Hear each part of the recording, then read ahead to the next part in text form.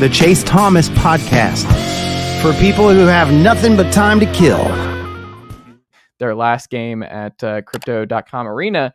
I mean, when you look at where the Lakers are, though, and going back to what you saw and what you thought and wrote about before the season got started, Jovan, are you surprised at how the season has gone and that they currently find themselves where they do with a week left in the year? Yes. I am pretty surprised by it. You know, entering the season, I think I had the Lakers 5th in my championship rankings behind Denver, Boston, Phoenix, and Milwaukee. I think I had them neck and neck with Milwaukee, so like 4th or 5th.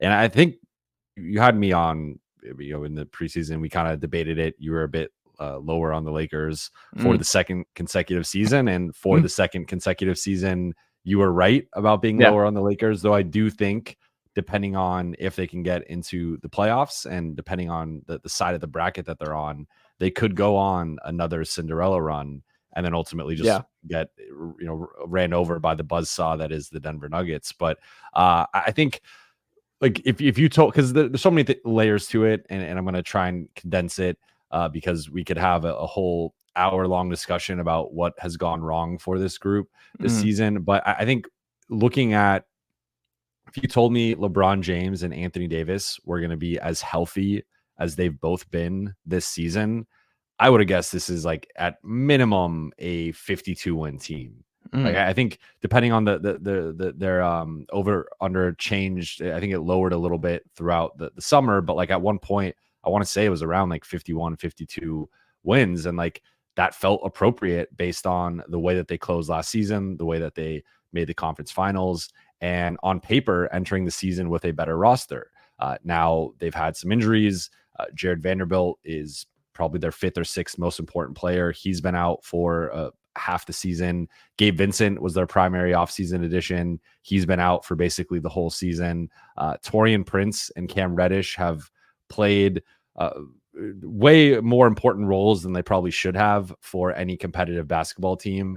And that, I think, has been a big issue. And you had like Austin Reeves, D'Angelo Russell, Rui Hachimura randomly getting benched at different points of the season. So like, I think some of it has been self-inflicted wounds. The Lakers had a stretch after the in-season tournament where they went 3-10, and you take out that 3-10 stretch, they're right there with the Clippers and the Mavericks in terms of win percentage. So like, like this random month where again, some of those guys get benched, they lose to the Spurs, that they're losing to bad teams, and that was the season. Like that if they end up losing in the play-in, or they end up losing in the first round because they were a 7 or 8 seed, it's because of that stretch in December and in January. So I think there's a lot of factors that led to the position that they're in now, where as of tomorrow night, they will likely be the 10 seed, assuming that Golden State beats Memphis or whoever I think they're playing. Oh no, they're playing Portland. Sorry.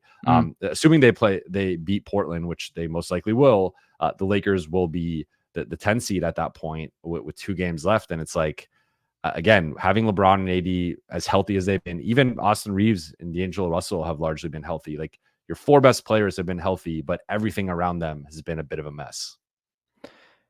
It's one of those things that now that you've been around LeBron for several years now, Jovan, I mean, one of the things I've wondered about, like, you seeing day to day, like you talked about, like that December stretch, right?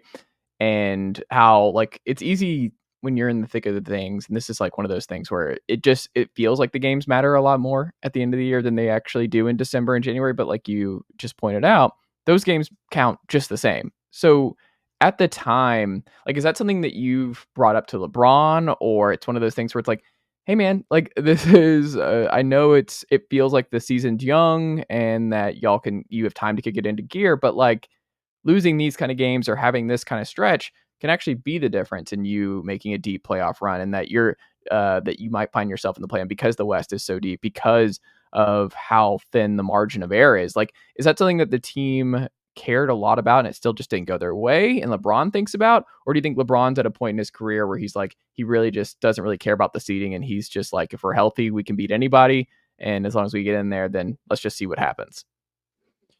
I think that there's more of an element of the latter, but you are bringing up an interesting dynamic within the Lakers of building around a 39-year-old who's in year 21.